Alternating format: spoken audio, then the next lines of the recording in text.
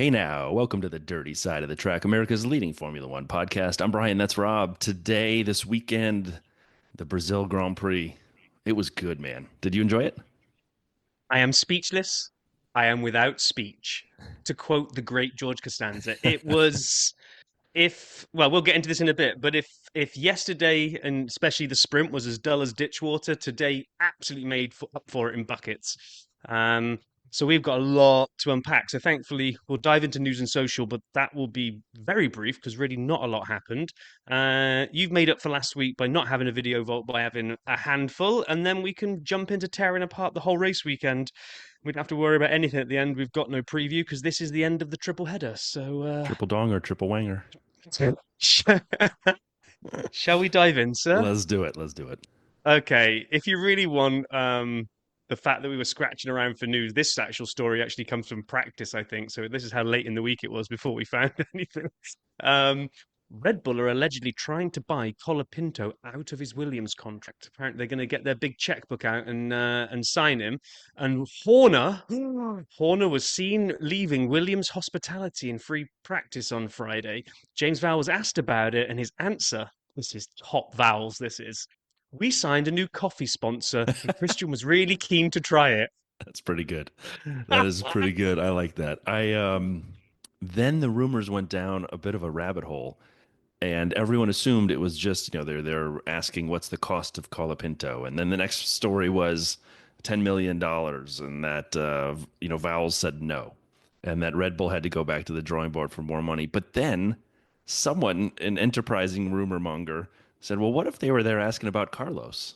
Yes, And I'm like, I know. whoa, hold on a second. This may have gotten even more spicy because I actually believed that rumor for like 4 seconds. Can you imagine if that? I mean, there's a lot of some rumors you dismiss instantly, right? Right, Some right. rumors kind of have got a bit of credibility that you're like, hmm, Red Bull, why would you buy a youngster when you've got Lawson coming through your own youth academy? But you know that next year you're probably not wanting to put him maybe straight into the RB seat, but you know you probably need to do something about Checo. Oh, science. Is he going to be tempted to think, oh, I left a car that in Ferrari next year looks like it could be an absolute quality car. He himself said the other week, it's a shame I'm leaving it when this car looks Right. like it might Well, he be just won championship last worthy. week. He's Yeah. just won, and that's what he said. So I think I think it's almost a quote. He said it's a shame I won't be driving this car next year because it looks like it's championship worthy. So if he's even got half a. If you Harlow and there was even anything to this rumor, would you have your people talking to Red Bull to see if there's any? Come get me. Come get me. Put me next to Max. Why not? I mean, what don't you want to be in demand? And if you see there's an opportunity, I mean, I don't know. And this, I'm not speaking ill of Williams, but if you're just saying that Carlo can have a choice between driving the Williams next year or the Red Bull I next know to you love Max, Williams. that's not a debate, is it? It's not a debate. And I know you love Williams, and it's hard for you to say. And I don't know if Williams would be sad if it were Colapinto and Albon next year. I think they'd probably say that's still pretty good. Yeah, it's almost a win-win, but again, I haven't really seen it credibly put forward anywhere. It just sort of gathered some momentum on I Friday. haven't either. So I just saw the same stuff, and I'm thinking to yeah, myself, did Williams just make $15 million extra this weekend, which is going to be dwarfed by what Alpine's about to make on Sunday? But we'll get to that. yeah. And then our last story was K-Mag was ill, and at the time that we pulled this together, it was like they were trying to work out, especially the fantasy points people were like, well, they're saying he's going to be out of Friday, and if he's out of Friday, that means he has to be out of the sprint on Saturday because he's not allowed to. They can't have Behrman take part in the sprint quali on Friday and then have K-Mag take the sprint on Saturday. So it's like Behrman's definitely in for free practice, sprint quali, and sprint.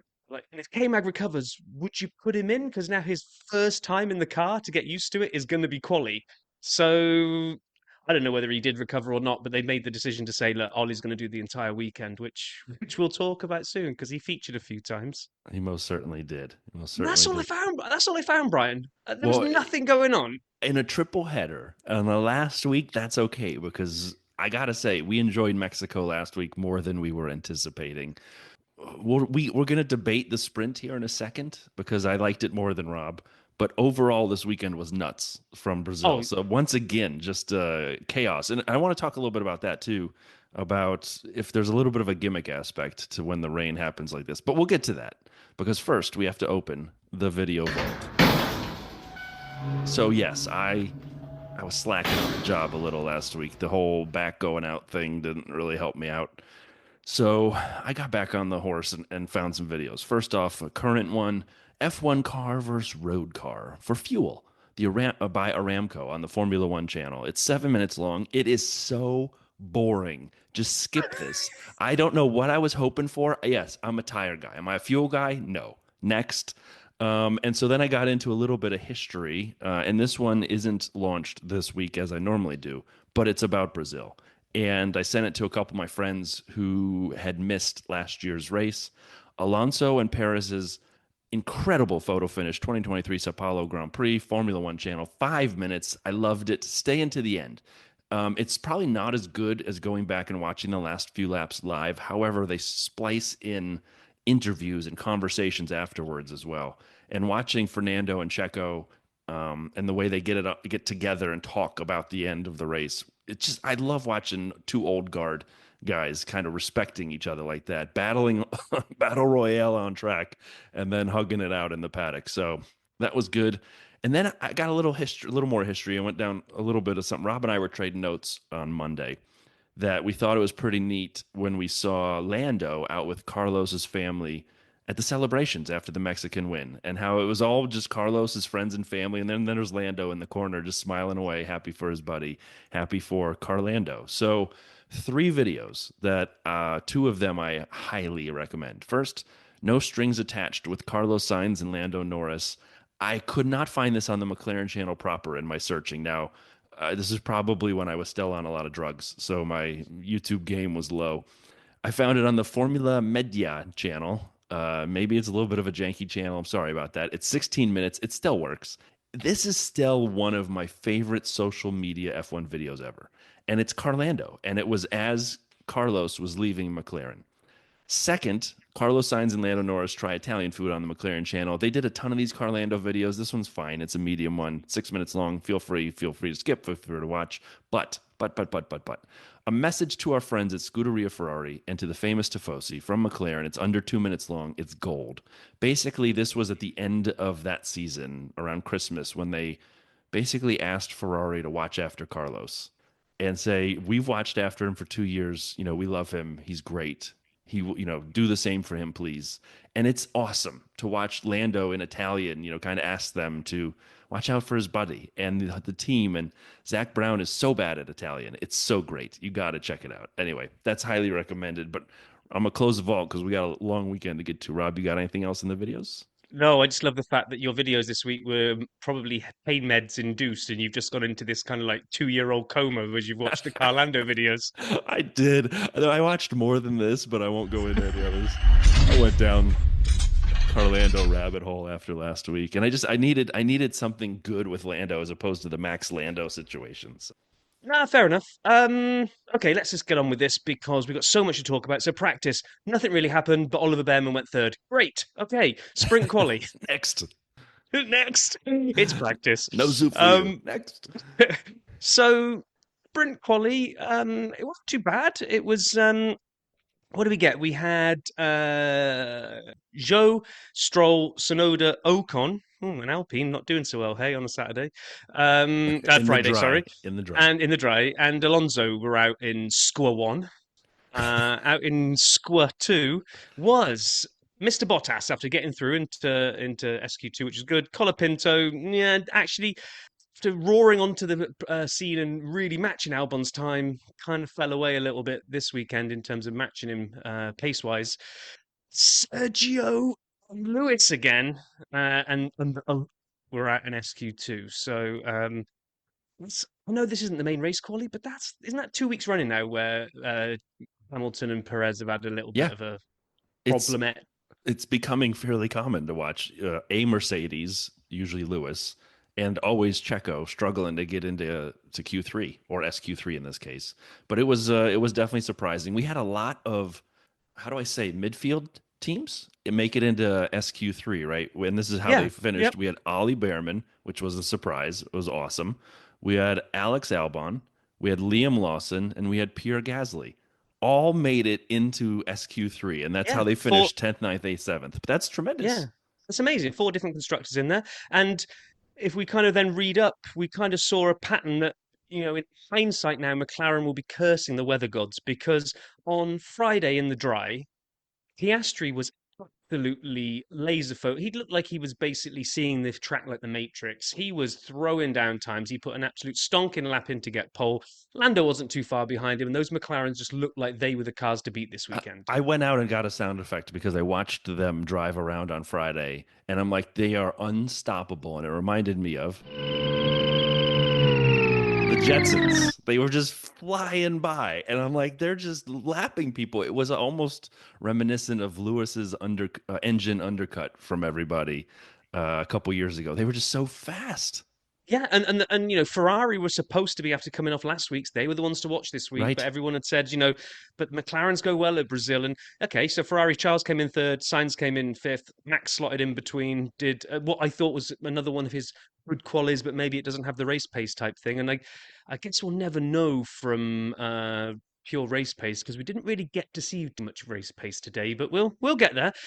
So that kind of closed out Friday. So we'd had free practice, which was nothing much to talk about. And, sprint quality, which was okay, and it kind of thrown up probably some of the things we've seen before, some of them falling out. But how did Mr. Pit Lane Paul's view Friday? Let's check in with Paul. I'm gonna have to play his music in a minute. I'm play him straight away though, right now. Just so don't correct me. Hey no, and yo yo yo, dirty siders, how's it hanging? It's a sprint race and it's Brazil. That means it's a triple wanger this week. If anyone's experienced triple wangers before, challenging, intense, quite small, twisty, can be twisty. Sort of sums up Sao Paulo. Okay, Friday. What do we have? Hamilton and Perez stole the headlines, I guess, for qualifying. And then Magnussen's ill. We sort of covered all this. I was a bit underwhelmed a little bit with the Friday a touch, I guess. I don't know, not because it was boring. I just, Oscar got pole, great.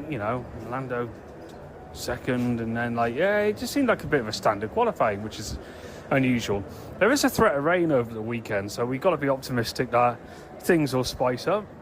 But as a start to this triple wanger, we're going to have to be a little bit well, let's wait and see what tomorrow brings. It's a sprint race. Brazil normally in the sprint race, if you remember Lewis a few years ago, can throw up a few surprises. So let's be optimistic. And let's see tomorrow. All right. So then tomorrow arrives, which would be Saturday if we're doing this chronologically for everybody. And so we get the sprint. Well done, Brian. Well, I'm just, we're talking about tomorrow, but today's Sunday. And if it was the day before today, that would be yesterday. But those after tomorrow's Friday. So let's do this. Clean start. No changes at the front. Max had a big lockup coming down the inside there. They had one good camera that showed it after the fact on the replay where you just see him sliding down the inside of turn one. And you're like, oh boy, not quite as close as we've seen other people, but he almost hit Lando. So it was a pretty clean getaway, and I got real riled up on lap two. So I just got to say this, Rob, because it's really bothered me. On lap two, for 11th place, we had Albon, Checo, and Franco. And Karun yells, "It's a Williams sandwich." No, it's not. It's not even close to a Williams sandwich. It's a Red Bull sandwich. That's a Red Bull sandwich with Williams bread. You don't name the sandwich after the bread. Oh, okay. I'll be all right. And that was about the most exciting thing that happened on the sprint. I mean, I got to be honest. I thought this was like slot car racing. Like almost nothing happened. Almost no places change now between now and the end. There's one or two overtakes, but it just looked like everybody had one eye on the main event, which is sometimes what I think happens in a sprint. So I'm going to let you talk about your favorite bits because I basically slept through this because I thought it was dull. So I enjoyed Max banging away on Charles's back door, right up his trumpet, as you'd say. And it reminded Okay. me of a very famous clip from a million years ago when they were in karting and they were little kids and they got tangled on the track. And this was the famous part of when Charles was interviewed about it. What's happened with Max? Nothing, just an incident on the race. Just an incident on the race. And that's where the incident, just an incident, comes from. And so I'm watching this, literally yelling at the TV, "Oh, I feel a racing incident coming on," and it didn't. And you're right, it kind of fizzled. I still enjoyed it because we had other battles occurring. Did we? Yeah, Checo was working hard against the Haas boys to try to get a point. I'm thinking that's not where the Red Bull should be, but he was trying his best back there to make something happen. It Lando's didn't on the happen, did it? No, Lando's on the radio going like, hey, can we trade positions? And Oscar's just not answering. He's like, put on call waiting. Sorry, caller, please hold. And he just takes off. And then they say, can you give Lando some DRS in case there's it gets a little close? Um, yeah. And so finally, we did have some action occur on lap 18. Max took Charles for third place. Can he get to Lando? Can he get to Lando became the question. And I enjoyed this part and kind of watching what would happen. Checo eventually gets Liam Lawson, but then Nico Hulkenberg, he runs off the track, or he had an exhaust problem. I think they said you could see the Yeah. smoke. You could see the smoke. Yeah, Yeah, yeah. and so he pulls off the track, is what I meant to say. He pulls off the track on the side, and he's still kind of coasting. And this was the part that actually made this interesting to me, is he was still moving, and you could tell. And at one point they said, "Is he under power?" And I think I watched this on the F1 TV feed. They said, "Is he under power?" And we're like, he might be downhill, just coasting out of the way, trying to park up. Because of that, they waited with yellows for quite some time. And I think because he was moving and they weren't sure if he Yeah. could regain momentum and power and get the car going. So it was yellows. And at this point, McLaren swaps. And it was brilliant that Hulk didn't, that he didn't come to grind to a complete halt immediately because McLaren swapped positions. Then he gets out of the car and now he's walking 4 feet off the track and like, well, this is no good. So they go to a VSC, which was obviously the right call. And that, okay, basically, Max was right there behind. He was .7, I believe, behind Lando at this point, and Lando was behind Oscar, and when they swapped, and Lando was .7 ahead of Oscar. So it was like it got close. And then, of course, we had the VSC infringement where Max was doing a Max, and he's like, "Oh, I'm going to see if I can get really close and jump the end of the VSC." And he got a little ahead of himself, cost himself 5-second penalty, cost him 1 spot, 1 point. But Checo did get the 8th spot. He ended up getting that last point, I believe, if I remember right. I'd given up at this point. It was. I just doing other stuff. I had it on in the background because it was just. This is the problem for sprints. Sprints to me are always at one end of the scale of the other. We either get like a banger of a sprint race where you get all enthused again and go, "Yeah, the sprint format really makes sense. I love sprints. Inject it into my veins. This is amazing." And then you get this where you kind of gone. This was just like a bit more competitive free practice. Not Well, but it's really better anything than happened. FP3, no? I don't know. FP3 at least maybe I've got one eye on my fantasy team looking at the timing boards to work out who I'm going to swap in and swap out. But Oh, I I just enjoyed it. I I just enjoyed thought it. this I just thought this sucked. I thought it was one of the ones where you want to file it under forget that happened.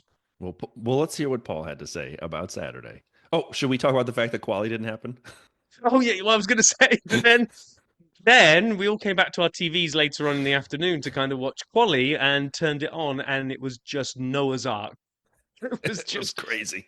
biblical rain. And you're thinking, yeah, this isn't going to happen. And they kept doing that thing where they keep saying, "We'll give you another update in 30 minutes' time." It was And like I my can't remember. children were in charge of race control. Like, I'll give you an update in 30 minutes how it's going. And then in 30 minutes, I need 30 more minutes. Like, we're never Yeah, going to leave. and then they text you at one point and went, "Yeah, quali's not happening today." And you're like, "You think?" I'm like, "Yeah, we're in this never-ending. We'll tell you in 30 minutes cycle until the light disappears and we won't be able to hold quali." So, and that's they actually did call it. Thankfully, they didn't keep going forever.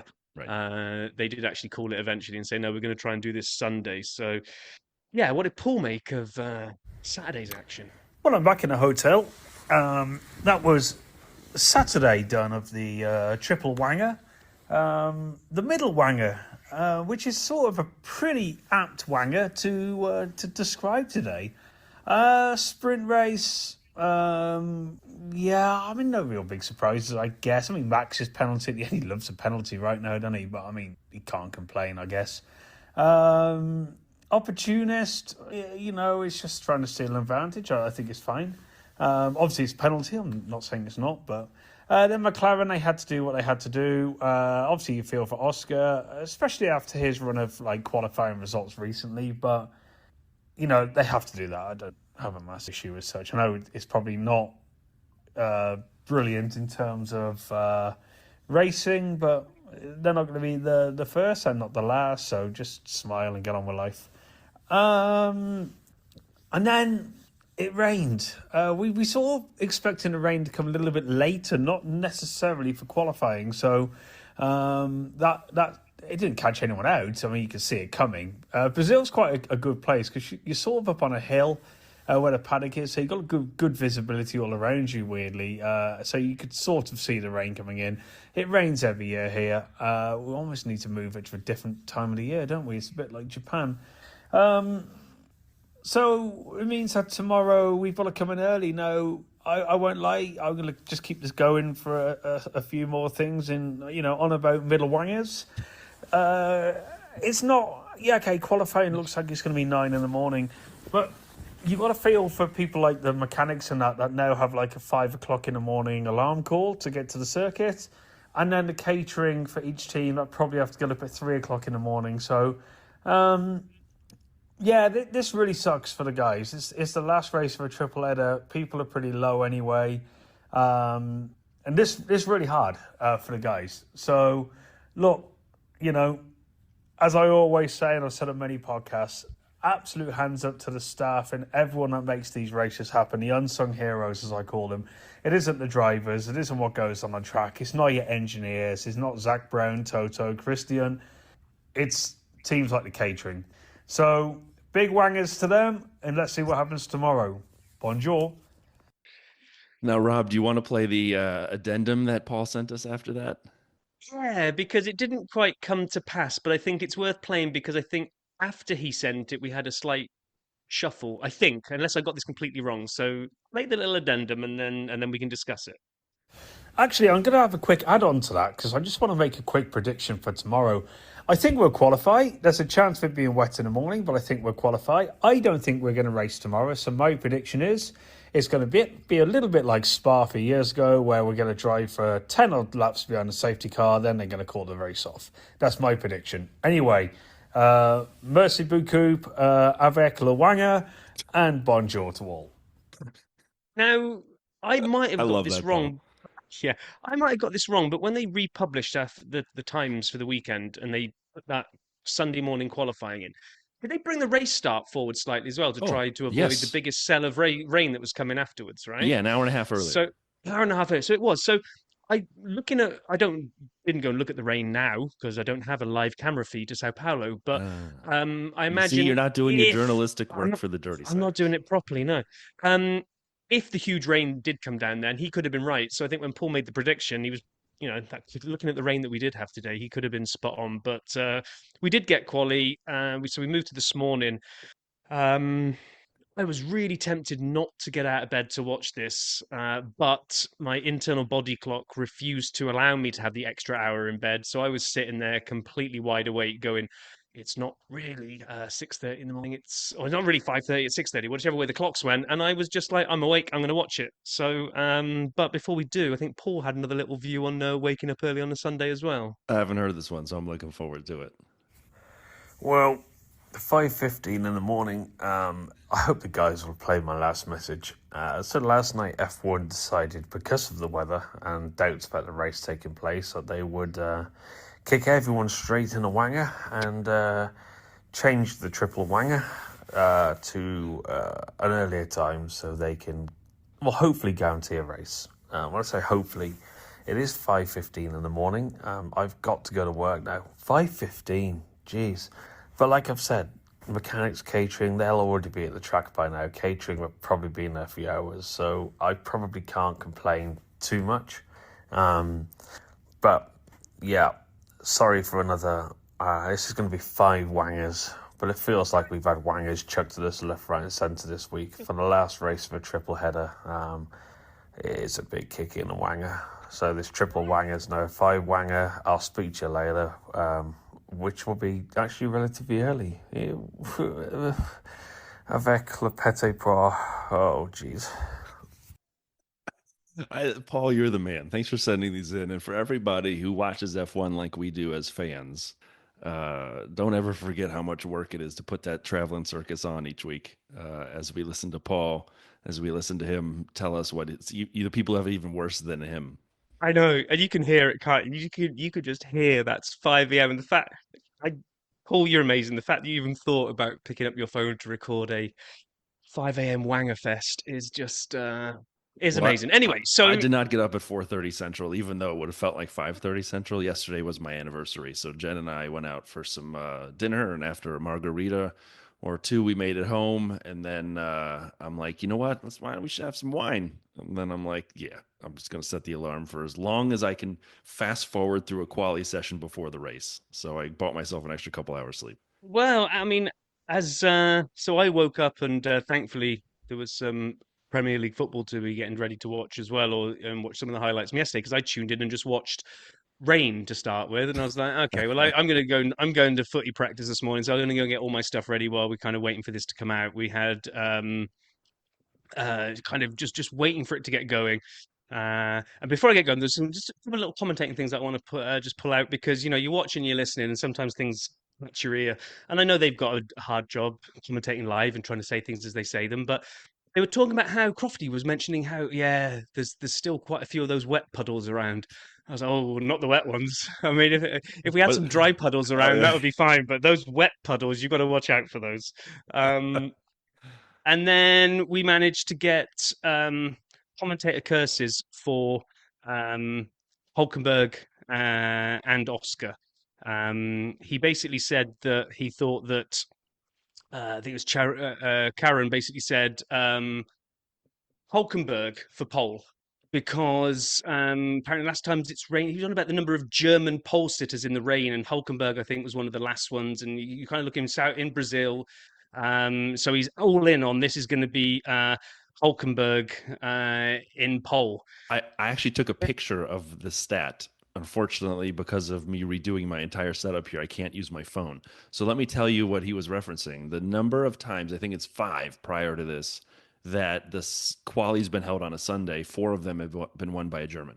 And so Schumacher, Vettel, and then Rosberg is not German, is Austrian? German? I think it's Monaco? German. Monegasque? Well, then it's all Rosberg, Germans because it was yeah. Rosberg was the other one. So it was three Vettels, a Schumacher, and a Rosberg. So definitely, I get Karun's point on following history, and the Haas has looked fast It, until it, today. it has, and then until Q1, after bestowing this big thing on the Hulk, Haroon was like, "Yeah, the Hulk for the pole and the win to follow the pattern," and he finished 19th and was out in Q1. So we Both houses lost. out in Q1. Both We houses. had Colapinto served us up the first of 5 red flags that we would see across qualifying. So Colapinto dropped it, but his time was actually set fast enough to actually beat Hulk and Joe. So he qualified in 18th, even though he left it in bits. Behrman was out in 17th, and Mr. Hamilton. This is a bit of Again, a theme now, Mr. Hamilton. This car is not working well for him at the moment, but it seems to be working well for George. And I'm starting to think that if we beat Checo up for not getting the most out of the Red Bull while Max does, what's going on with Lewis at the moment? Do they know he's leaving and they just kind of keep unwiring things and kind of going, no, we'll I take. don't know. It's a great question. I will say though, it's been more recent. Checo, it's been a year and a half. Lewis, it's been like 2 weeks, but it is not looking great. And going out in Q1 is bad for Mercedes, and it's even worse that George makes it through to conversations about the front row. So it's a very big delta between the two. What I want to highlight here is Valtteri making it out of Q1 again. That's twice Yes. this weekend, dragging that Sauber, that neon green bag of bolts around the track and So making something of it. yeah, Max had a lap deleted from going under double waved yellows. He didn't do anything wrong. He just set his lap under the double wave, which means I think it has to be deleted. Or I don't think he didn't lift off. I just think it Right. was Yeah. it can't count. But it didn't matter. He was through. We got to Q2, and then we're at that. Oh, is it? Isn't it? Inters situation because everybody had done the full wets. Piastri says, "Strap me some of those Inters on. I'm going to show you guys how you do this," and showed everybody pretty much instantly within about after his warm-up lap and his first lap that he put in was the tire to be on because he was a rocket ship. He was. Absolutely lit the sectors up. I don't even know how these guys. Little segue here because it's kind of true about this entire Sunday, really. I don't know how they do this.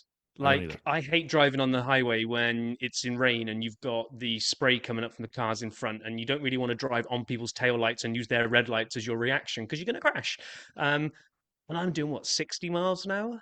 I mean, this is insane. And to come out of the pits in Q2 and go, yeah, put me the less grippy tires, or the less weather tires on. Just let's go a little bit more slick. Let's go down to the inters because I can go faster in these conditions. It's like these guys are just. This is why they're like top 20 drivers in the world, because this is just insane what they do in these cars. Well, Um, and Q2, I agree with you 100%, by the way, that they are top talent.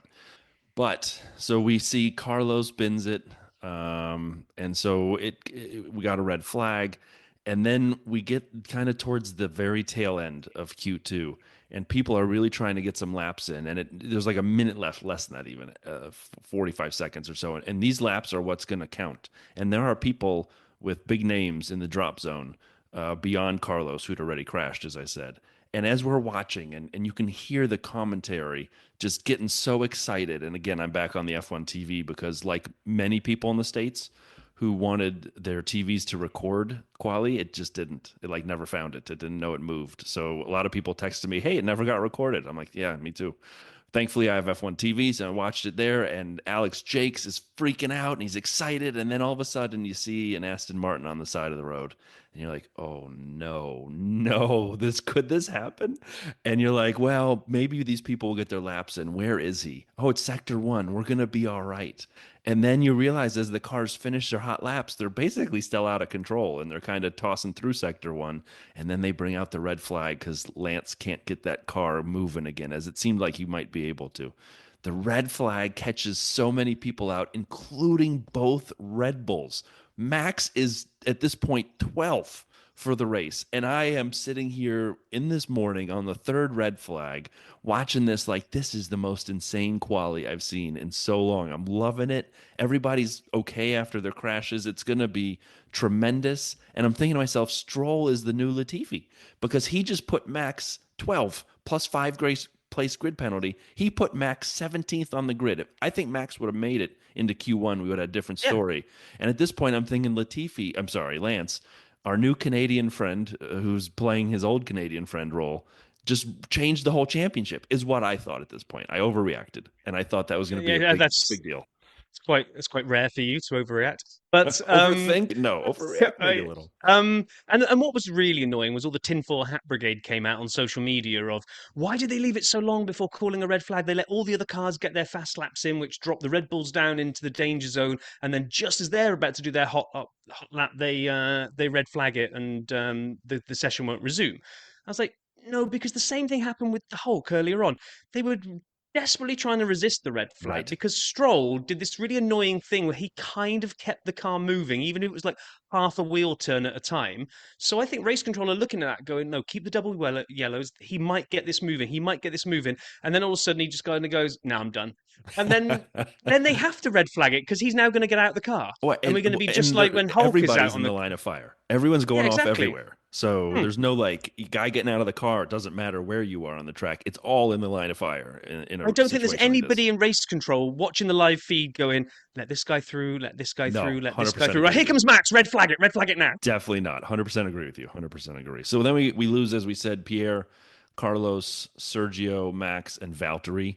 Oh, Um, Valtteri I 11th. know. So close. I So was close. I was cheering on Valtteri all Sunday because I thought he was going to make it up to 11th or points and change his position in the championship, but no.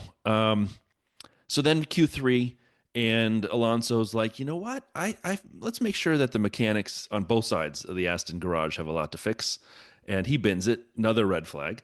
And then we get a humongous smash for Albon, and this was a fascinating one, right? Because he asked, "Did my brakes fail?"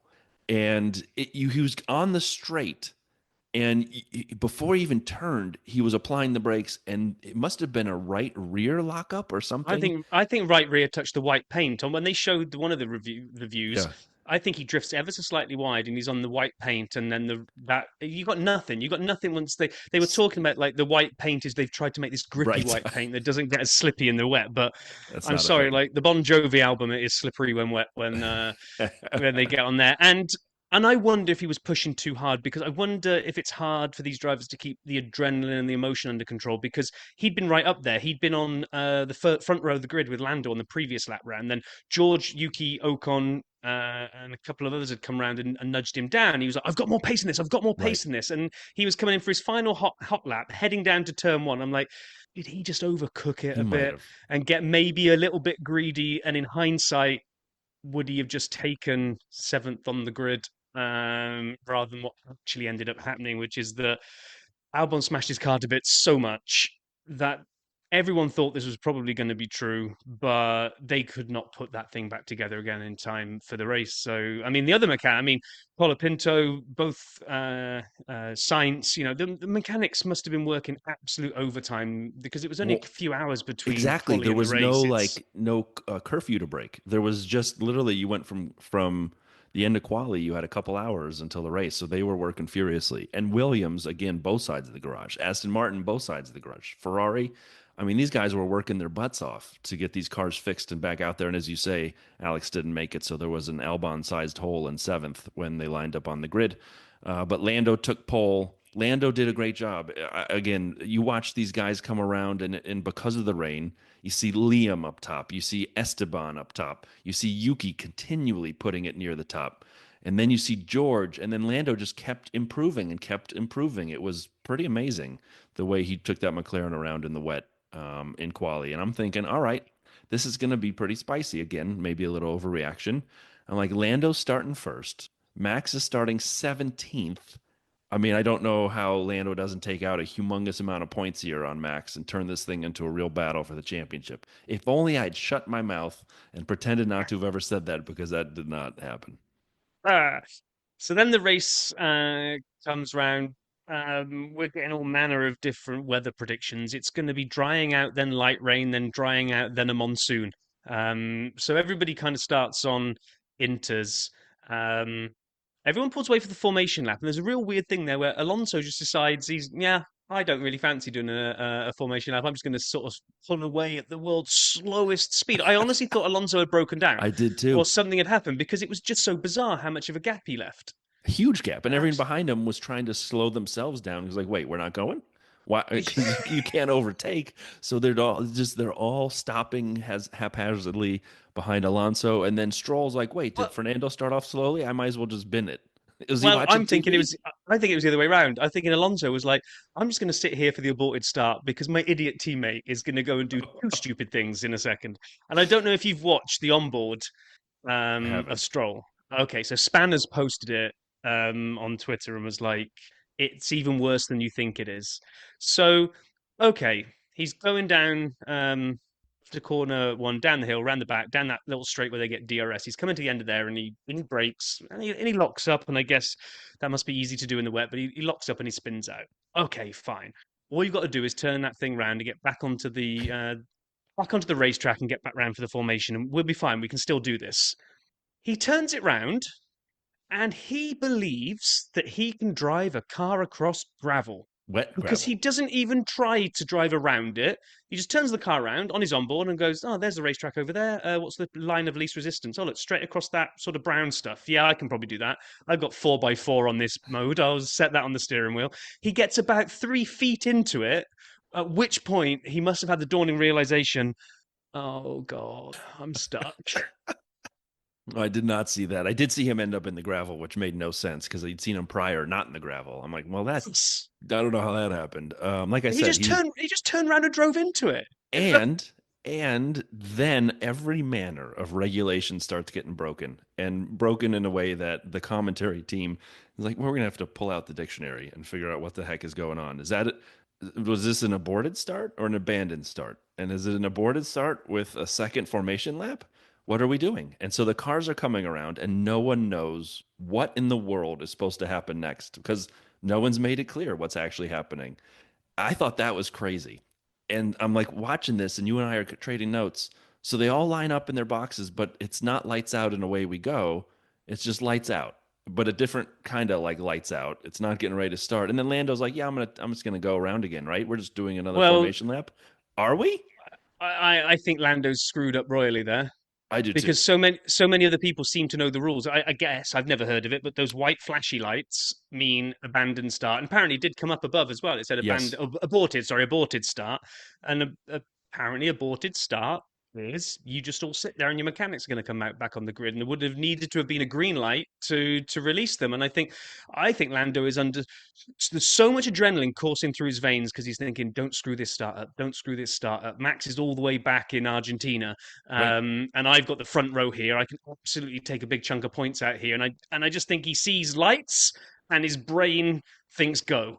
And Well, I don't know, but well, and so obviously they announced very quickly he's under investigation. A lot of cars followed, and so then a good portion of them, but not all, were also under investigation. A lot of cars did sit. Both Saubers sat there because they're so green, it was obvious. Max sat there. A lot of people just sat and waited, as I think they were supposed to have done.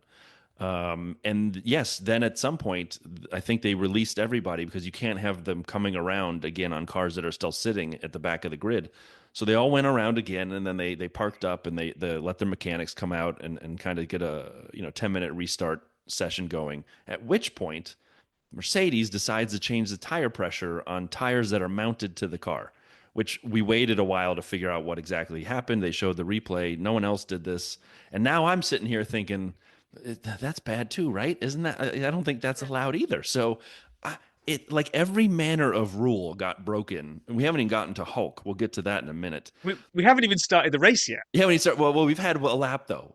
One of those Oh, laps counted. The second fake kind of, formation yeah. lap counted, apparently. And so it was wild. And all of this stuff is happening, and we're recording 1 hour after the race. And as of now, I don't believe any of these penalties or potential penalties have been adjudicated.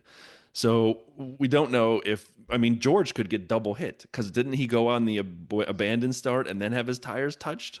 Yeah, do you want me to do my rant about race control or stewards or whoever it is that looks Do it. into these things now? Do it, man.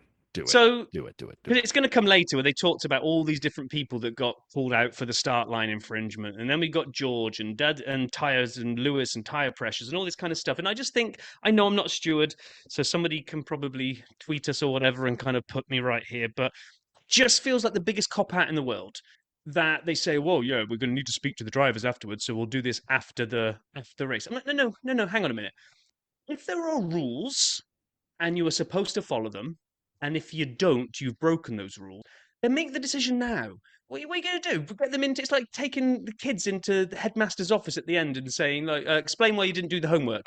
Well, my dog ate it. Not acceptable. Go and stand in the corner. Why didn't you do your homework? I fell off my bike and had to go to hospital. Oh, that's a great excuse. Yeah, okay, your excuse. It's like they're going to wait and hear all the excuses and then decide if they're going to penalise people. No, you've got a rule book. Penalise them because now the teams can do something about that. They can decide to, I've got a 5 second penalty. What am I going to do? Am I going to try and build a 5 second gap behind it and not serve it? Or am I going to serve it in the pits? The strategy of how teams deal with penalties can all be dealt with inside the race. And then when we get to the podium, we actually know if you're supposed to be on the podium or not. Um, just annoys me that many races up and down the years have had their moment in the sunshine taken away from them by maybe the guy that finishes fourth doesn't get to stand on the podium and spray the champagne, and then about 3 hours later they go, "Oh yeah, the guy in third got Walk the disqualified." trophy So down. Walk the third place yeah, trophy down. just I sort kind of it hear you. out. Can I just say this? I kind of hear you on especially on the tire thing. That's pretty obvious. It happened. Like you saw people playing with the tire pressure. They had a tire pressure monitor. Whether they changed it or not or just checked it, maybe that's what they're asking. I don't know. But to me, that seems pretty cut and dry. You don't mess with the So tire is- pressure when they're mounted. So give the penalty. And I'll be honest with you, again, knowing nothing about this particular penalty, nothing, I could see them getting disqualified. If you end a race with too little plank, disqualified. Too little gas, disqualified. Too light a car, disqualified. Why is this any different in my Well, mind? exactly. For everything in the rule book, there has to be it's in the rules, and B, what the consequences if you break it. So for everybody that went around again that shouldn't have, because everybody like Max was right to have stayed still because that's what the rule is, then fine.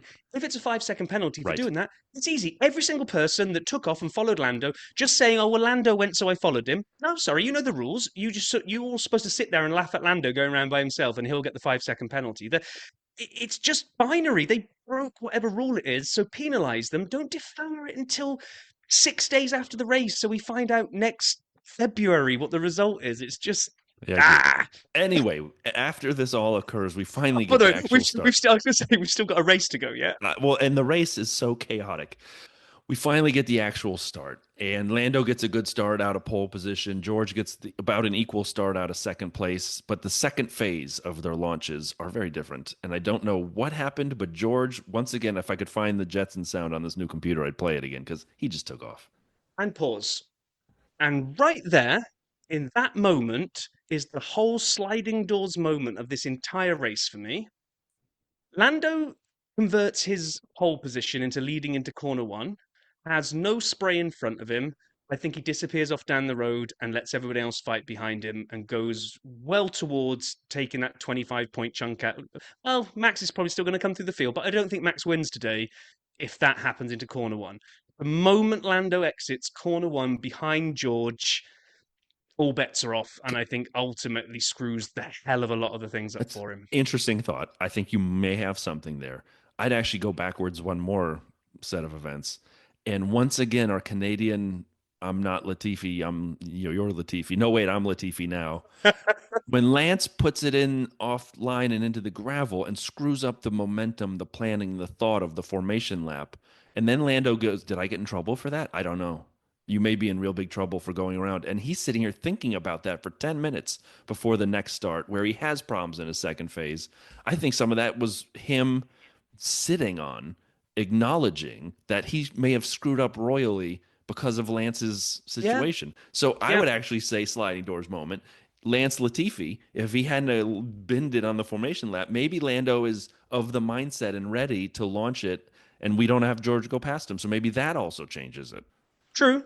Maybe the mark of a champion is not getting thrown off course by Oh, a Latifi hundred putting it into the percent gravel. agreed. But 100%. anyway, Yes. like you say, race is underway. George leads Lando, and then Piastri and Alonso decided that they were Oh going to have some wow. spicy racing as well. Oh wow. How do you race that close in those conditions? It I was just don't know. phenomenal. It just It was amazing, and both of them wheel to wheel. And this is like what, the second lap? I mean, this is unbelievable to me what we were seeing. It was at the end of the at the end of the first lap plus the first turn of the second. Max had gone up 7 spots. oh, just insane. I mean, just insane. It's just I didn't even see the replay properly for a couple of times, but 7 spots. I mean, if anything was going to um, foreshadow the whole race, and I know hindsight is a wonderful thing, and we can always come back and cherry pick our favorite bits of what makes a good story. But Lando's failure to convert pole position into corner one and Max jumping 7 spots up, it was just a um, huge turn of events. Um, it was just insane. What did you think? Did you see the replay of Max's 7 jumper? I did. I loved what he did. I love the way I thought it was going to be even more aggressive, but when he got kind of the outside of the S's and then started just passing people, I loved it. And it wasn't, 7 all at once. It was 7 by that lap in a corner. Oh, it was great. I enjoyed watching that. You know what?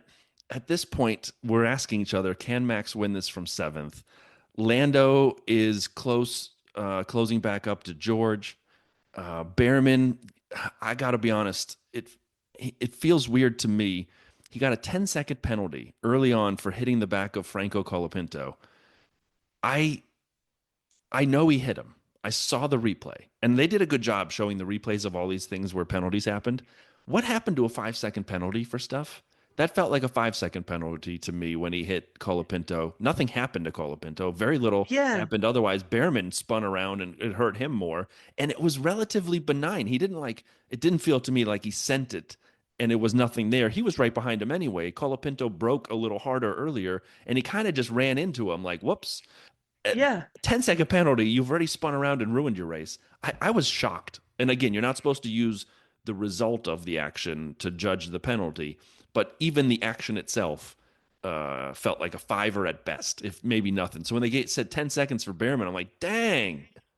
Yeah, that did seem it seemed I don't know. I'd have to go back and double check, but I didn't think causing a collision was always 10 seconds. I thought there was the option of the 5 seconder in there. Maybe they're not.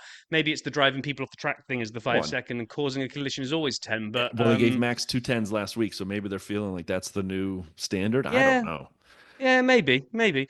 Um, we also then had Max was charging up behind Oscar, and I thought, okay, Oscar, here's your time to play wingman. Here's your time to basically hold Max up for as long as you can.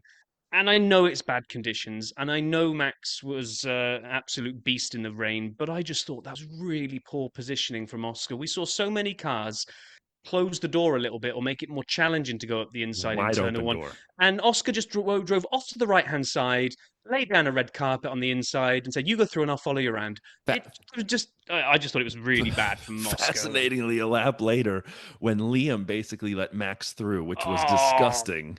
If you want to put your tinfoil hat on, that's the only time I'd wear it this weekend. Was the Liam looks in the rearview mirror, he's like, "I like my job, and I'd like to be considered for Checo's job, so I'm going to let Max through as easily as possible." That was the equivalent of what Oscar did, but they're on different teams. it, it, it was Liam's was disgusting. It was blue flag treatment. It That's the was. only way. That's the only way I can describe it. He in no way, shape, or form wanted to hold Max up at all. He just moved over for him. It was, and look, a lot of people don't like the fact that Red Bull own two teams. I've got no problem with them owning two teams as long as there's integrity left in the sport. They can't benefit from having two teams out on the grid. And to me, situation like that is just obviously them benefiting because the sister car has just gone, yeah, through you go, Yeah, Max, and then made life really difficult for Oscar as soon as Oscar came up behind Liam. agreed. It's like, that Well, doesn't. speaking of young guys on the track, outside of Liam, let's go back to Franco. The next lap, he and Lewis start going in I love just calling this the ding dong battle, back and forth around the track, each of them holding each other off. But then the Williams of Colapinto holding Lewis off so bravely, just driving very carefully in this rain, not doing anything irrational, not swerving under braking or doing something crazy. But he held Lewis off for quite some time. I loved it. I loved watching that. I thought that was great. And I love the fact that Liam hates Checo, or at least Checo hates Liam, I should say. And I love the fact that Lewis holds Franco in high esteem because Franco, is a hero worship of Lewis, and Lewis, the honorary Brazilian citizen, but Colapinto, the Argentine favorite, and all of the people cheering for their neighboring countrymen. I loved watching these guys go back and forth. These young guys out there bringing it to some established people. So it was great. And then we got a little bit of a lull, a little bit of an overtaking on pause, sort of towards the late teens. And then the rain came back and it got crazy again, and it was just nuts. I don't know how they were driving. Yeah, well, and then we had so Hamilton dropped two places on lap 19. First one was he ran a little bit wide, and Sainz almost his eyes lit up in the same way that Charles's have the last couple of weeks, where he's like, "Ooh, I'm having that." And Sainz just, Sainz was an opportunistic overtake, whereas then Ollie came around the corner and latched onto the back of Hamilton. Followed him all the way down, and that overtake that Ollie put on Lewis was, like you say, watching the young kids take it to the elder statesman. That was it was such a good overtake, and it's great to see him doing well. It's just great to see Abbas doing well. It's just kind of, and I know Lewis fans will not have enjoyed watching that, Lewis and had a probably miserable kind of weekend. a miserable weekend. But I think you just have to take your hat off to Behrman there, and you've got to be happy for Haas because for so long they've just sort of trundled around the back doing what Sauber are doing at the moment. I think it's nice when they have start performing well, Yep, and definitely. then the black skies arrived. Very much so. You could even see it on the onboards as they turned sort of up to 12 and to come around, you're like, oh my God, the sky is actually black that they're driving towards. And yes, it was beyond the track. But it was just tremendous. And we were in witness protection, as we've said this many times, for Yuki and Esteban, who are sitting there in third and fourth, not talking about them. We're not seeing either one of them. We do, you don't even, and they even said at times, we feel when they did mention it, we feel bad we haven't given them more airtime. They were like 3 seconds light of anyone in front or behind them, so we just didn't see them. But two guys who should not be running third and fourth were, and that's awesome. Yeah, and then um, we had Well, about lap 25, we sort of had some of the pit stuff happening. It was like, okay, they decided that it's going to be full wet time soon. So the rain's coming down. You can see it visibly on the TV now. On one of the camera angles, you can just see grey. You can't see cars. You can just see a sheer wall of grey. Anyway, Charles pits, and it's like, okay, is he going full? Oh no, he's going inters, and everyone seemed on the commentary team was like, huh, it's gone inters again. I thought we were going to get another of, what are these tires messages again. But I think it was the right choice. I think in hindsight now, Agreed. it didn't stay long enough to be full wet. So they Agree just with you had to tiptoe 100%. around. I thought Yeah. also it was a mistake. We were trading notes. I thought, why would you box so early? Which we could still debate being a potential mistake. But then B, going back to inters was the right call, even though at the time it felt like wets. And so we're sitting there waiting for wets to go on, and really no one went to the wets. Other people were boxing. They would end up pitting onto the inters. Rain's coming down heavier. And you're like, all right, what's going to happen here? And then it was fascinating, right? So Hulkenberg gets beached and he's literally like teeter-tottering where there's a ripple in the runoff area of the track and the front wheels are in the air, the back wheels are in the air. And so it was pretty fascinating to watch Hulk beached at this point. And then Ocon gets Yuki, so we swap a couple high up positions and we get a VSC. We get a VSC for Hulk who's out there. And all of a sudden, this is lap 28. He was there for a lap or so. We thought he found a gear and got going. Little did we know, four marshals walked out there and pushed him off that beached position.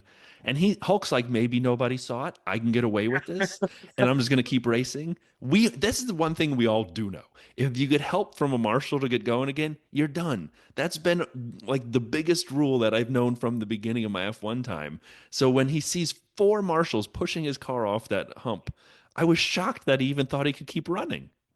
Yeah, it was a bit insane, and this piece here was probably what defines the rest of the race, right? Because BSC was there, Piastri, Alonso, and so many people went in and cashed in on a cheap stop while we were under VSC. Checo went full wets, which for a few laps, what was it?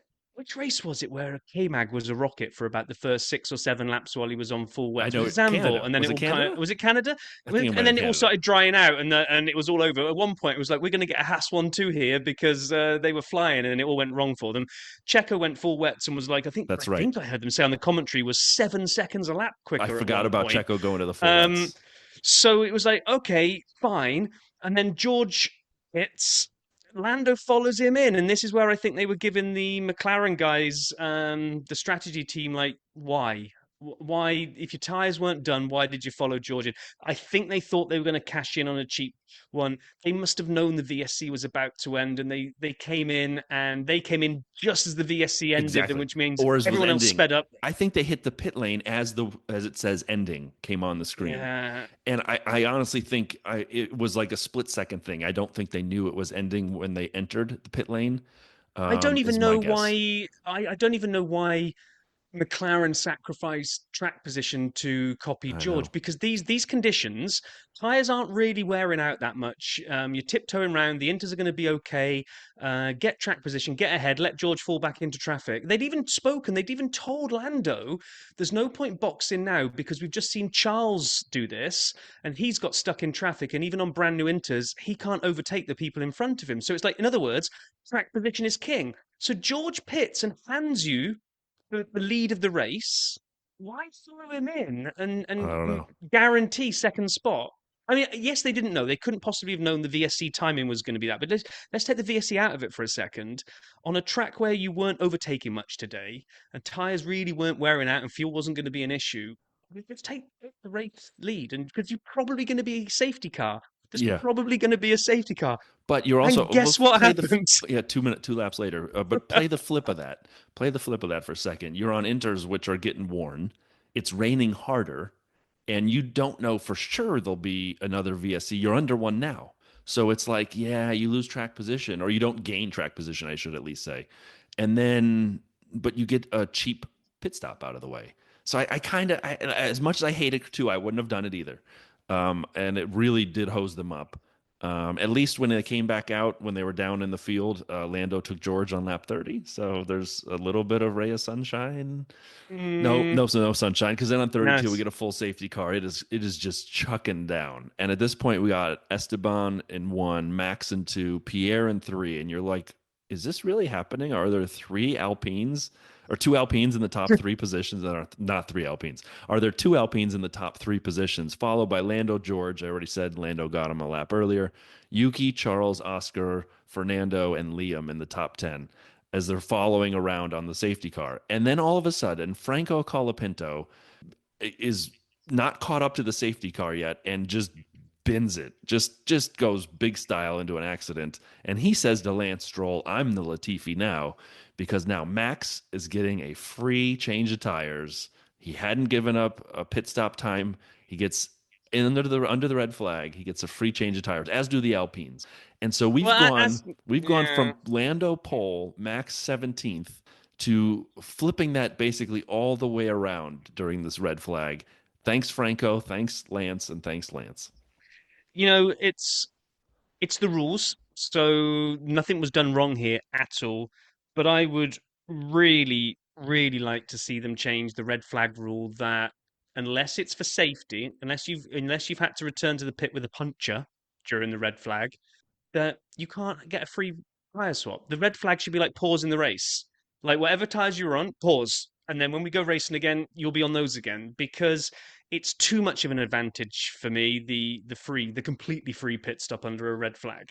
But it's not the rule. The rules are you're allowed to get a free one. So, Red Bull did absolutely nothing wrong. Neither did the Alpines. They totally lucked out on Lucked or out. lucked in, whichever way the phrase is. Well, But in Baku last year, when it was earlier in the season, if you remember, Max was on that run of wins, and then there was either a VSC or safety car, and the timing screwed him as he was going around the track, and he lost that race, I think, to Checo. And that broke his streak of wins, and he started a new one. Again, as you say, timing of the safety car, when it comes out, when it ends, who crashes, the VSC, how long it lasts, and how quickly it ends. It is rather random, and it is not something that can be planned. However, during this red flag, even this race brought us drama during the red flag because then they show the video of Hulk getting the assistance to get back moving, and Ted Kravitz was down in the pit lane near the team as they're realizing that he's out. And the last time we saw a black flag for someone being disqualified during the race was the 2007 Canadian Grand Prix, where both Felipe Massa and Giancarlo Fisichella were disqualified for leaving the pit lane when the red light was on. So we have just had chaos throughout this entire race, and it was very fascinating to kind of see how this was going to play out from this point on. We were at lap 34 of 69. And I can't wait to see what's going to happen next. well, we got our. I'm losing count now. We got like our third start, fourth I don't start. even I'm know not at even this sure point. what it is now. Yeah. So rolling start behind the safety car, and they're like, "Yeah, we might do 5, 6, 7 laps behind this because this is a monsoon, and we've got no way of knowing when the safety car is. Oh, it's coming straight in. I They didn't mean, even I say think that ending. They did no, not. There was no ending on the screen. It just came in, and then Esteban takes off. I'm like, wait, what? yeah, it was insane, and he did a great restart. Um, the only thing that kind of happened was Lando just went. Where did he go off? Lando, where was it turn one? Was it coming down He the hill? did. Did he He had do a. the I escape think it was road one. on? Yep, yep, It yep. was on one, wasn't it? It was. Yep. He just went in too hot. Or was it Came off four? It down was one or there. four. But anyway, Okay. So George got him. I put a note in here going, look, how long do we think this is going to last before the next safety car? And literally, as I've just typed that in, Ollie decides to go for an overtake on the outside around Signs, like in the wet stuff, not even in the dry line behind Signs. And guess what? Speed and water don't mix, and he does like a power slide. Thankfully for him, he kisses the barrier, so we don't end up in another safety car, and he kind of gets the he car had going just again. put that front wing Um, on too. oh They yeah, saw. just They showed yeah, it being weighed and checked, and it was like shiny and brand new. And he's like, "Yeah, I'm gonna bin it." But he gets out, and the guy he was trying to collect signs though then decides, you know what? I think I can go faster than he can in the wet. And then no, and then he crashed, and then so we have another safety car. And at this point, we're looking at the fact that it's been, I think, 11 years since the last double podium for Alpine. I may have that wrong because I also saw a picture that may have been sooner with Fernando and someone else, but they said it was for the Lotus days for the Enstone team from Roman and Kimi. But again, I could be wrong. And so safety car ends. Here we go for the 57th restart, a rolling start. And it was not Esteban's finest restart. He was, The first one was awesome. He yes. absolutely nailed it. Do you This think one, I think he thought too he waited much, too long? overthought it. I agree. Yeah. I think he waited too long. Like literally, you're seeing him turn towards the home straight. I'm like, you waited too long. Now people know you have to go. You got to do it around a corner. You got to do it when no one's expecting you to do it. And Max was right on his tail, and Pierre was like playing it cool. Pierre's giving himself space. He's like, I'm going to jump this, and I'll be at full speed. Nope, that didn't work for him either. And so No, Max took him by the end of the first corner. Max is back in the lead. And at this point, well, the race was basically over for first. yeah. I mean, it was, where are we with 43rd lap? 43rd lap out of what was it, 69 in the end. And Max Verstappen has gone from 17th and staring down the barrel of losing a whole heap of points to Lando to being in the lead. I mean, if he didn't have a ridiculous smile on his face under that visor as he went past Ocon, because he must have thought the racing gods were against him. He'd got the grid penalty, he'd got the penalty in the sprint, he'd lost his position and lost a point. He's like, anything that can go wrong is going wrong. And then to be there 43 laps later going, huh, so I guess I'm in the lead here then. It was just insane.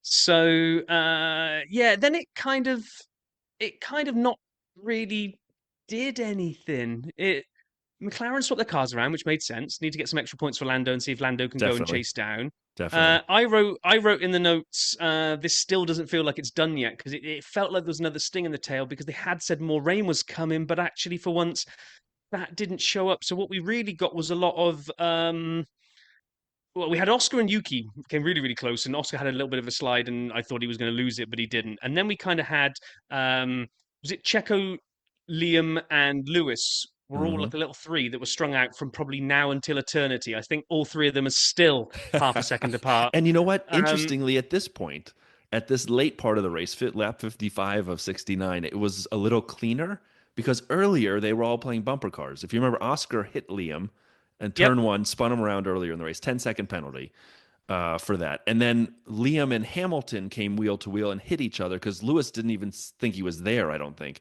Liam must be like, man, every time I go through turn one, someone hits me. And but at this point, to your point, Checo, Liam, Lewis, it was all relatively close. Not the whole time, but they met each other at a lot of corners, but kept it pretty clean for the most part. And a lot of them going off as they got a little aggressive. But I enjoyed it. And then George woke up and decided, you know what? I can probably run down Pierre for that third spot of the podium and starts putting it into overdrive, getting a little closer to the front, but not quite. He went from like 2.5 seconds back from the gas He man to did. getting within DRS if there was such He a thing did. this week. Then just didn't ever seem to be able to outdrag the Alpine either up to turn one or in the other kind of braking zone. So it was just rinse and repeat. We had like 14 laps, I think it was 13 laps of George looking close, looking close, looking close, not close enough, looking close, looking close, not close enough. And that was kind of what was happening with Perez and Hamilton as well. They were kind of like, is who's going to get the point? Where's it going to go? But again, it never really manifested anything. And I wrote here, it feels a little harsh to say this, but for such an amazing 50-ish laps up until this point, we kind of just, everyone just took a breather and went, you know what? That is far too much adrenaline expended on one day. Let's just cruise the last 10 laps and nobody do anything. Because a lot happened in the last 10. Everyone just bought it home. It's like, The do only you know thing what? I'd was rather finish. I'd rather finish than risk anything now. Lewis got Checo for the last points paying position before any penalties being assessed and added. So that was it. You're right. You nailed it. However, a couple storylines that were very fascinating as we watched those last 10 laps. It's easy for me to say. Number one, holy cow, Alpine. They did the math on the telecast, and I went back to my notes. They will, with a second and a third, go from ninth in the constructors to sixth. I'm getting all of this wrong. But the point of it is 50 million bucks, baby. That's the difference. Now, again, there are three more races. Who knows if any of these penalties get applied and people move around. $50 million in one race weekend. That's a lot of money. Those are people's They- jobs they get to keep. That is a lot of funding against the cost cap they can use. That's awesome for Alpine, especially considering this year's been an absolute disaster of a season for them up until a few races ago when Pierre started showing a little bit more of a racier pace. So that's my first thing that I realized. And the second, and they talked about this a lot, we talked about it here in the Dirty Side last week. Max hasn't been within 19 seconds of a winner since summer break. Do you know what he won by? 19 seconds. Yeah. I think that became his target as because You he think didn't so? need to keep banging in fastest lap after fastest lap. If I were, in these conditions, why? And I wonder, he's kind of think he's watching the timing board and he goes like, do you know what? People keep ramming this down my throat that I haven't been within 19. Well, guess what? I'm going to be 19 clear. And I think that became his target. He They did also it, said that 19,477. they also said the Alpine pit crew had the weekend off, or sorry, the Sunday off, because they didn't have to make a pit stop. They did Great. it in the under the red flag, so we never saw a pit stop from Alpine. Um, I don't know whether it felt like it was a line that was ready for Brad Pitt's movie. But when Alonso came on the radio and was like, "I'm gonna finish this race for the team, man," it's like I'm in so much pain. This is so bumpy. My back hurts, but I'm bringing it home for the team. And there was a little asterisk at the end of that. And if you scroll down to the bottom and look at the small print, and the asterisk said, "Because screw you, Stroll, because what you." Well, did so I actually saw the video of him getting out of the car. It was bad. Like he was able to get to his feet, but couldn't get out of the cockpit for a solid minute. And Carlos walked by, and his Fernando's team was there putting the fans on the car where they stop him there in Brazil. Two of his team members were like holding on to him, and Carlos walks over, is like, "You all right?" And he's like, "Yeah, I'll be okay." And then Carlos takes off, but it was bad. Everyone said that track resurfacing was terrible. It was bumpier than Yeah. last year and slicker, obviously with the resurface. That often happens. I thought it was kind of neat. Three-time champion who's an excellent driver in the wet, and in the country of Brazil, who would you think? You'd think Senna. Well, nope, it was Max. Three-time champion, drove his butt off in the wet in Brazil. He was top notch on Like, it was this day. absolutely the stat I saw of Luke Smith on Twitter. I think Nate retweeted it was 10 of Verstappen's final 11 laps would have been fast enough for the fastest lap. His Wow. fastest of 1 minute 20 was over a second quicker than the next best driver, Norris. I mean, he just lit it up for the last 10 laps. Yep. Awesome. And so then, should we hear from Paul at this point? Because he sent in quite a long review. And then we can Oh, wait, close do, it do, with King of the Pits. Or what do you want to do? you want to do King? Well, I do want to hit one thing here because you wrote a line which Yeah, yeah, I yeah. want to Let's hear talk what you about mean. it. I want to hear what you mean by this. So go on. You tee it up, and then depending on what you say, I will react differently. I don't. I don't know what's wrong with me, but I thought my ideal weather situation for a race, if weather's going to be involved, is wet quali dry race. I like wet quali dry race because you get a jumbled grid to some extent and you get overtaking and you get a chance for people when they're not racing each other, they're racing a clock to prove how good they are. I do like wet races. I do enjoy a wet race, but with today's Formula One cars, they never race with blue tires. Like it's very rare to see full wets or extreme wets or X wets or whatever anyone wants to call them actually used in a race for a long period of time.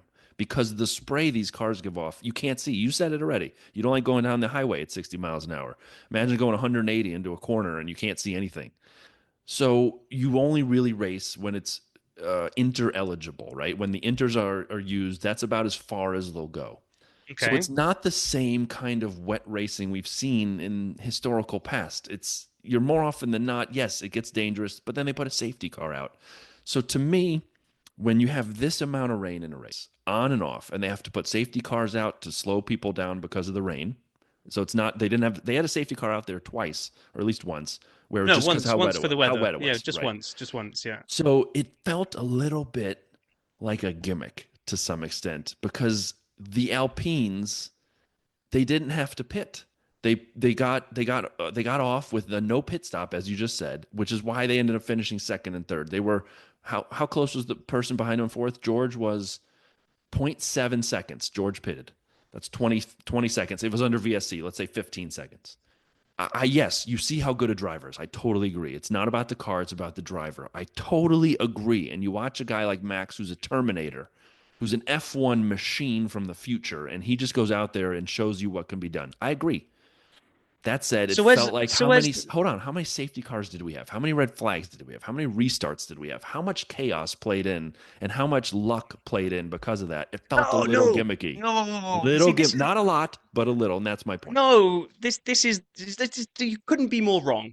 Uh, When the rain uh, comes down, this is uh. the biggest challenge of an F1 driver's skill. But And as Ocon said when he was interviewed, this is where the one time you get where it levels the playing field that the car now doesn't make as much difference as the driver. And if you are skilled enough and you are a fantastic driver, you will be at the front of the race. It's not luck. It's not luck that the Alpines finished ahead of a lot of teams. It's because those two drivers drove better in the wet conditions than a hell of a lot of the rest of the drivers did. And if you can't drive in the wet, if you can't take that challenge, then you're not an ultimate driver. And it's not a gimmick. It's part of F1 that when the track is wet, the real skilled drivers that have that feel for the corners and the grip and where it is and where they can push it, they make hay well not while the sun shines because there was no sun, but it's not a gimmick. But the It's better ultimate skill. cars, It's the the better ultimate skill. drivers, the talented teams who have developed the cars don't get a chance to show that because So it comes down in today's F1. They don't just like the rain doesn't start and they just let them race. The rain starts and then it's raining too hard. Now we got to stop for a while. No, make either no, we did. No, we didn't. We had one safety car today for many when it laps. monsooned. No, it wasn't. It was a lot of laps under the safety car for when no one had an accident. And then we had how many red flags?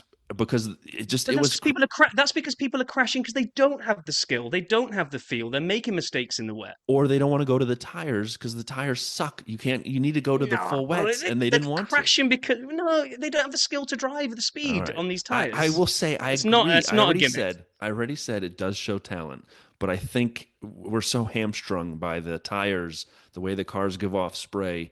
It kind of creates a little bit of chaos and swirl when it could be more of a pure rain race, which we don't get anymore. But anyway, we're going to disagree on that. Rob, let's talk about the king of the pits and the pits before we hear from Paul. We're going to start with the king.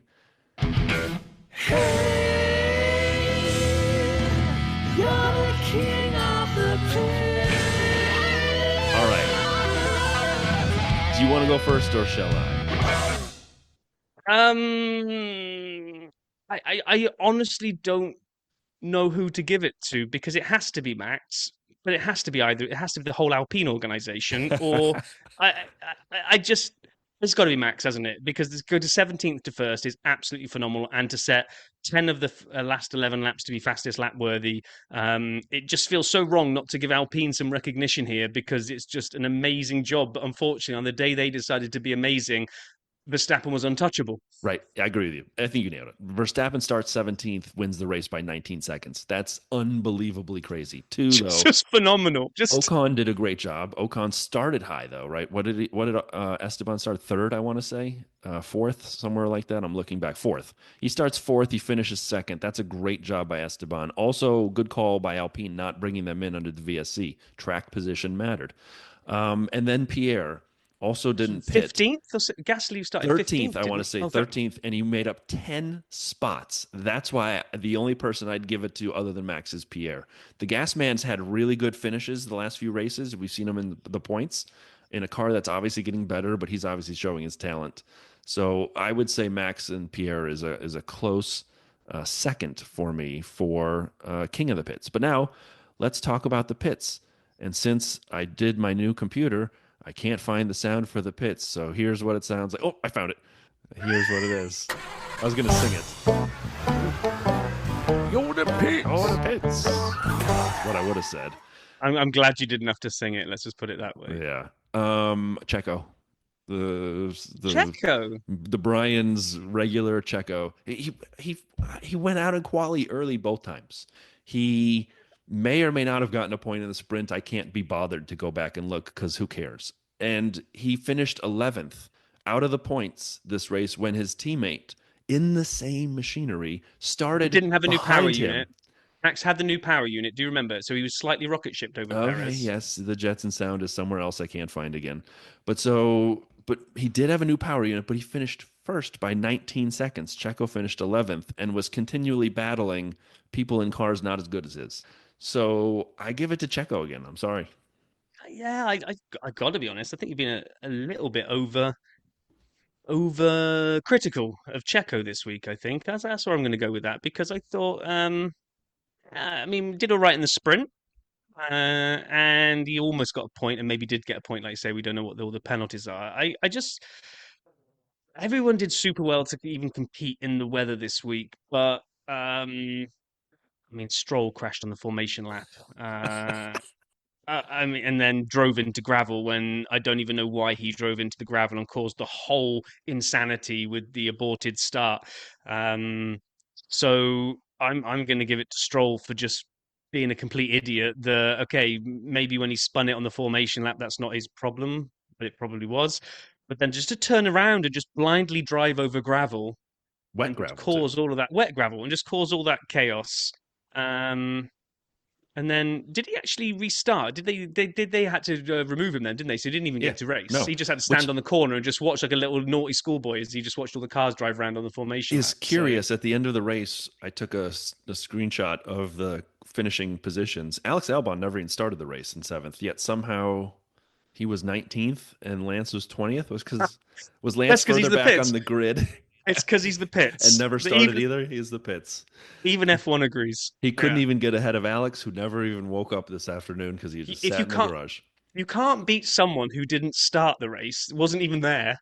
That's how bad you are. You All are right, worthy all of the right, all right. pits. Lance Latifi should have my vote then too. Let's hear from Paul what he thought. This is an epically long review. I can't wait to see what we hear. Hey no, Sunday special 18 Wanger edition. I seem to have done a lot. I think I don't know. My best guess is I've gone slightly stir crazy. So let me set my scene here. So I've been covering Ante, who's Valtteri's normal trainer. So this week I've not only been doing my normal job, I've also been handling security, handling the police convoys, as well as doing Ante's job and all of mine. So it's fair to say I'm wanged, which is a good way of saying how tired I am. So, yeah, just back to the hotel. Sunday.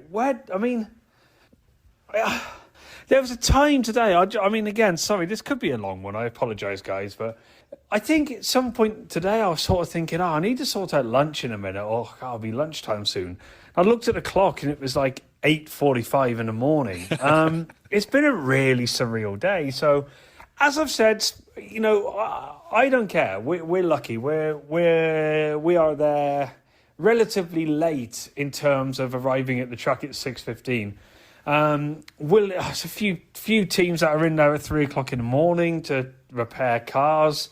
We'll touch on Williams later, but my word. Okay, quickly let's roll on to qualifying. God, this just seems an age ago. This is madness. Qualifying. So, nothing. I can't even remember. I genuinely, guys, I can't remember what happened. All I know is we once again dibbed out on a yellow stroke red flag with Valtteri. We were probably going to get into Quali 3. So for the second week running, it's nothing but disappointment. I mean, I'm going to touch on the race later. With the performance of our side, but I mean, again, Lewis right back there. The grid made it really exciting. Sort of things coming back to me now, honestly. So the grid made it really exciting. That's right. So like El Toro Rosso, AlphaTauri, Visa, Monza, Revolut, Cash App, Jeans, whatever the hell they're called. They seem to fly up there, and it was like, okay, this is quite interesting. And then, we sort of had this lull between the race where, I think Albon had the crash, didn't he? A couple of cars went off in, I think I said this last week, I'm not a fan of a car going off, so I think Stroll did us, didn't he? I'm not a fan of a car going off and then retaining their qualifying place if they bring out a red flag. I'm really dead against it. I think there needs to be something brought in for that. And the only reason I say it's not a selfish thing, it's purely because, like, if you're the person who causes a red flag, if you're the driver that stops a session from continuing, there should be a punishment for it. Just my opinion. I think, and there's a lot of that's born out of frustration. Anyway, the race. So then, rain, no rain. I'm going to set the scene for you now. Since 3 o'clock, we've not really had any rain. The weather's great. I'm there's looking our out answer. my hotel window. There's actually, rain as when I I thought it can would. see from this point, no reason the race couldn't have gone ahead at this time. If anything, arguably would have made it better because you've had a wet, dry situation. I don't blame the FIA and F1 for doing what they did. I think, it screwed a lot of people over.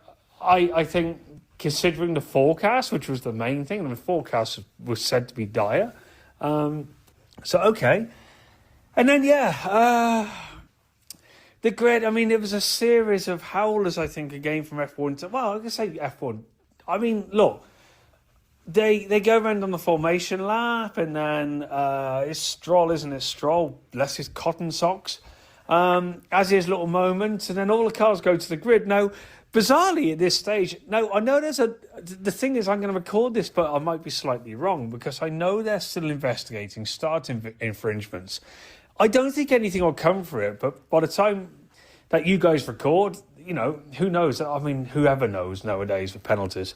I don't think there should be one because it was so confusing on, our drivers being told to not move because it's, in that situation, it's just an aborted start. It's not an extra formation lap. So there was this sort of breakdown in communication in the rules. Now, actually, what that led to was all the cars, in effect, doing the first lap of the race, which made it quite entertaining. And then they got to the grid, and it was sort of like, at that point then, they called, like, for one of the better phrase, red flag. So that means that everyone had to go back to the grid. As we're going back to the grid, they then said 10 minutes. So the problem with 10 minutes is, 10 minutes doesn't really give you enough time, and it's really hard to explain because it's so far to the grid. It's so awkward for the guys with grid trolleys to get to their box. It's not like, pole position is, if you imagine the line of the garages, pole position is well past the first garage. It's sort of down the hill. So it's not like you can just walk for a fence opposite and get your grid box. Even for the pole position team, which were, I don't even know who it was. I don't even know who was pole position. How bad is that? Lando? Anyway, even for Yes. McLaren to get there, it's easily a 5-minute walk. So for 10 minutes, sorry I'm waffling, but it's all relevant. For 10 minutes, you're not going to get grid trolleys down there. Even if you get them down there, there's no point putting blankets on and then sort of like heating the intermediate tyres, because, I mean, you may as well just wave a heat gun over them, but, they need a bit more time than that. So what you actually had is everyone with their intermediate tyres are now freezing cold. So it made for the first few laps pretty interesting, I guess. No one could get heat in the tyres, so the first few laps of the race were quite okay, so on and so forth. Obviously, I've got to cut this. I've got to try and cut this down a little bit. I'm going to talk about us. Our car has a massive issue with warming up the intermediate tyres, which is why I've sort of said what I've just said. So when you watch the time boards and you watch Valtteri just going backwards and backwards and backwards, because it took him like 7-8 laps for the tyres to start working. And it's a feeling like no other. Now, obviously, then as the race is progressing, the tyres all come in. Everyone's sort of like all running around the same. People are flying off. There's a couple of crashes, X, Y, Z. Then there's people are coming. There's this crossover when of X wets. It started chucking down. It was only forecast to last for like 8-9 minutes. So is the better idea to start on Inters? At that point, the visibility for both X-Wet and Inters is so bad. All the drivers are like, we need this red flagged. And as per usual, what it takes to get a red flag in F1 is a really horrible crash, which unfortunately was Colapinto. Williams, I don't know what their budget is, but my word, have they spent some money on repairs. So, yeah, sadly, we don't want to see people crash. It's not fun. This sport is dangerous. But that's annoyingly, like Valtteri was very opinionated, shall I say, on the radio about the situation. One that could get him a fine if he could think back to Max Verstappen. And he's completely correct. How the hell is it that we have to have a big accident to get a red flag when it was always really should be red flagged? That benefited certain people, including Alpine, who all of a sudden found themselves again, both cars sort of at the top because, and I don't know exactly what happened because, I mean, don't get me wrong, I'm running back and forward to the grid. But because then in theory you get a free tyre change because it's a red flag and the cars are in the pit lane, anyone who has stopped, so we're looking at Lando, we're looking at George, these guys stopped before the red flag, they take a massive penalty because they've stopped. Loads of people haven't stopped, so they've moved in front of them, and then the red flag comes out, and then you can just change tyres anyway. Is it a fair rule? I don't know. Yes, no, I don't know. We found ourselves back at P11. I agree with Paul. But again, on the little bit with the restart, yes, no. found ourselves with the same problem. We can't get the tyres working. We dropped down. So, yeah, and then, look, delighted for Alpine. Good for Max. I think that's the Drivers' Championship done, if I'm being honest with you. I think that's too big a hit. Agreed. It was good. It was a good race. It was good to see a lot of drivers so far out of position and trying to fight through. I thought it was very entertaining, very interesting.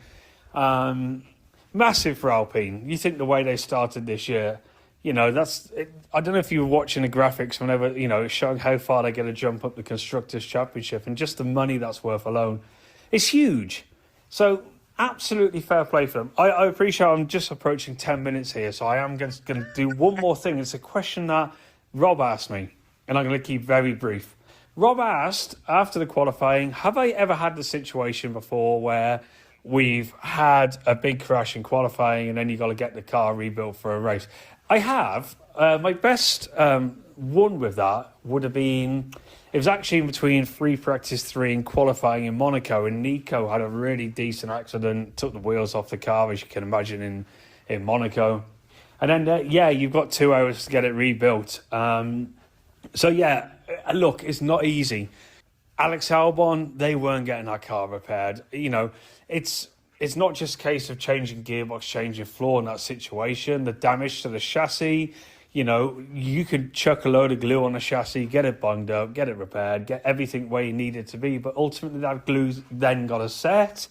You're not in park firm condition because you would just start on the pit lane. But in that, I just think the damage is so big and the repair time was so manic. It's a massive shame for Williams. They're a team that's close to a lot of our hearts, so we don't want to see them going through that. But they have crashed a lot of cars this year. And on that note, I'm leaving the hotel soon, off it to Atlanta for a few days, and then back home before Vegas. So 11 minutes 25. Thanks for a wonderful, wonderful triple wanger. And then, if everyone enjoyed the race, wave your wangers. It's good to wave a wanger. Hey now, avec le pate wanger. Bonjour. Oh my God. That was epic. Someone is very tired at the end of a triple wanger because you can hear it. But yeah, I asked him like how many of those has he been involved in where when they were looking at like the limited amount of time they were going to have to try and stick that back together again. It's just insane what those guys have to try and do. And you could just see it when Colapinto crashed out and it showed a picture of one of the mechanics, and it's just like, oh, we put all that effort to rebuild that thing, and you just feel for them because that's it must be so much energy they went through just to get him out on the racetrack. But wow, what a weekend! Like Paul said, I think that is the championship. I think Nick Saunders tweeted that if Max finishes ahead of Lando in Vegas, it's done. Yep, I think that was the stat. I think so. So yeah, this was the moment. If we wanted to be set up for a big final finale heading into a championship showdown, Max said, "Hold my beer" in spectacular fashion today, and said, Is a final finale like a wet puddle, Aircrafty? yeah, it is. Yeah. It's just done. It's just done. It's done in epic style. And hats off to Max because that was absolutely brilliant today. Well, I mean, think of it. Lando started first, Max 17th. That's 16 positions difference. Max won, Lando finished 6th. That's 5 positions different. The flip. It's a 21 position flip. Holy mackerel. That alone is the reason the championship's done. So fantasy is still calculating. We're waiting on penalties to be applied anyway, so that'll impact fantasy potentially. This has been an epically long episode recapping a fantastic weekend. Yes, Rob, maybe the sprint wasn't as perfect as it could have been, but qualies were both great. The race was insane. A lot was determined. Alpine made a lot of money. We're all kind of unsure of the idea of how the red flag works. Max is going to win the championship. And it's the end of the first of two triple dongers, wangers, to finish the season because we have one after this in a week and a half's time, 2 weeks' time from now. So, Rob, anything you'd like to say before we say goodbye? No, I just need to go and lie down and think about what we're going to do next week before we start looking forward to Vegas. We can do that. Everyone, thanks so much for listening. As I said, this was a bumper crop of conversation. We hope you enjoyed it as much as we did, not just the episode, but the weekend as well. And we'll be back in 1 week's time with something or other question.